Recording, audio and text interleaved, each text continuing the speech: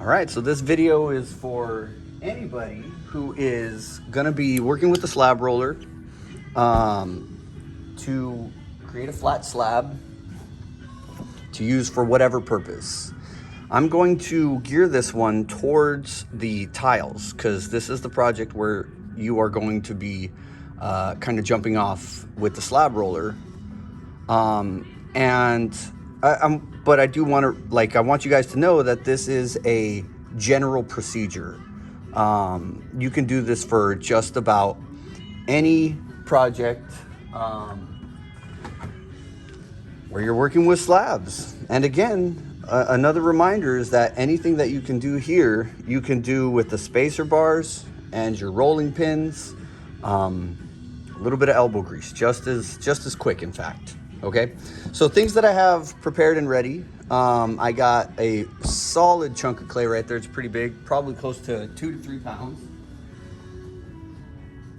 I'm walking over here to grab my reference points for our tiles. Our reference points are 8 inches by 8 inches, right? 5 by 7 is your minimum. 8 inches by 8 inches maximum for, whatever shape, about 64 square inches, 35 square inches is what we're working with. So this guy's gonna get put off to the side.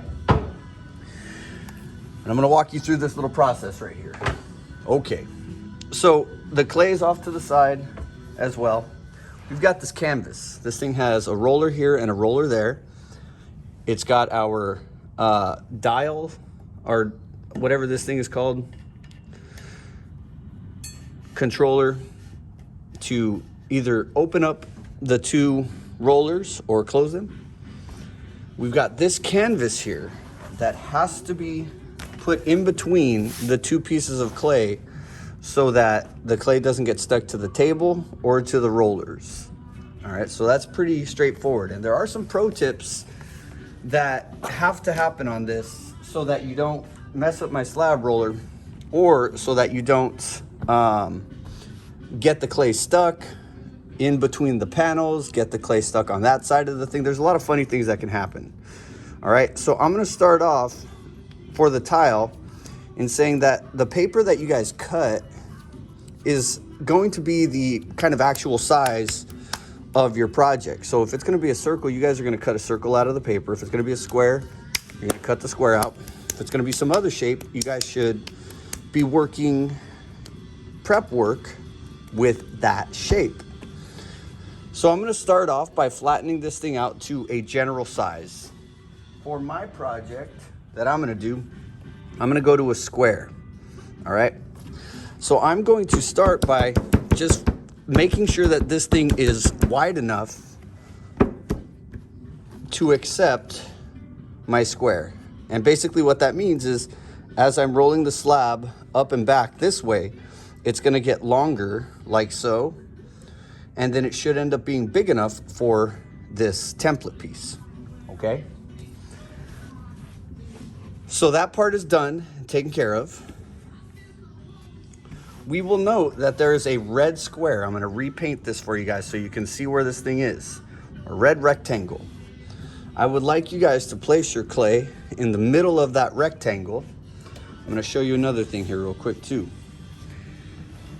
And basically what needs to happen so that this thing works the way that it's supposed to work, we are going to fold the canvas in half.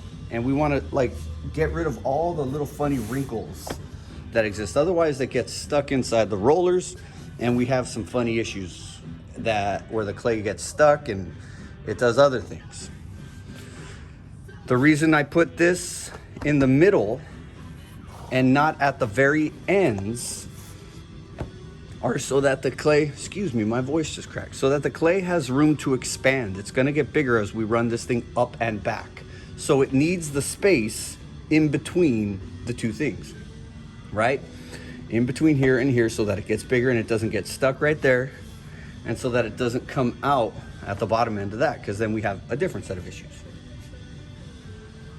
Next, for our tiles, I'm gonna give you guys a window to work with, and I'm actually going to adjust this, and we're gonna go a little bit thicker.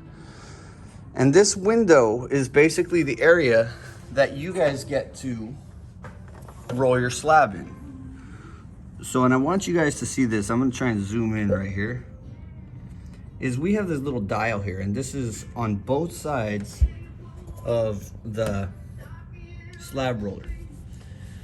When we go to find our measurement, you can see if we're looking at this thing at an angle, you have a skewed view of how thick this slab is actually going to be because it sits off of the panel back here. So when we go to set our dials for this thing, we're going to spin the, back this up, spin the dial the direction that we want it to go. And then when we check, the best way to check is to make sure and push this little arrow, and you guys are using this spot right here, that line right smack dab in the middle. And that's telling you how thick your clay is gonna be. So as I push it right there, if it's loose, it looks like it says a 1/2 inch, but it's not. But when I push it, it's right smack dab on 3/8 of an inch. So that's kind of an important note, because people, I don't know, will miss basically, and that's no good. And I'm gonna do the same exact thing to both sides of this, so that I've got my 3/8 of an inch right there, and I'm looking at a really steep angle right here. I'm going at about 3/8 of an inch as well, right there. So this one is matched up with that one right there. And then we have the slab process.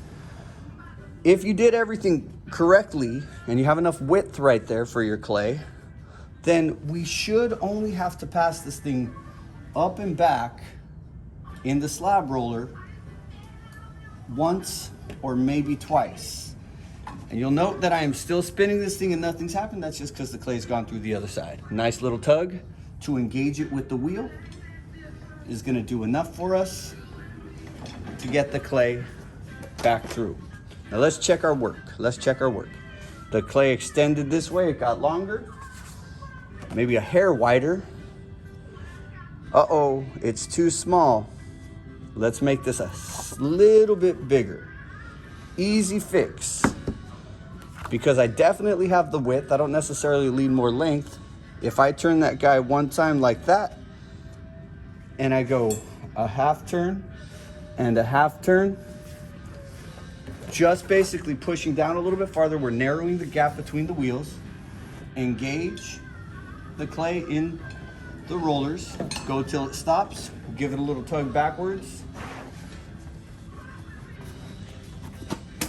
and then wham bam, thank you ma'am, you have enough material for your project.